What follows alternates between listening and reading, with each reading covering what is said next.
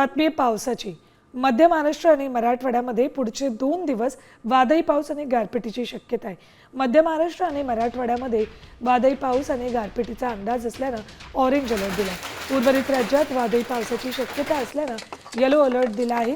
तर उर्वरित राज्यामध्ये अंशतः ढगाळ हवामानासह उन्हाचा चटका आणि उकाड्यात वाढ कायम राहील।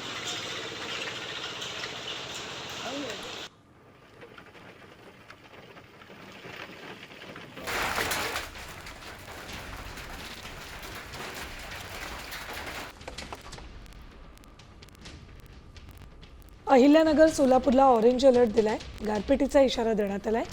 बीड धाराशिव लातूरलाही गारपिटीचा ऑरेंज अलर्ट दिलाय। तर जळगाव नाशिक पुणे आणि साताऱ्याला येलो अलर्ट दिलाय।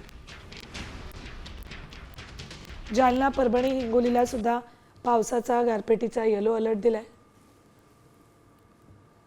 आणि नांदेड गडचिरोली चंद्रपूर सुद्धा येलो अलर्ट हवामान खात्याने दिलाय।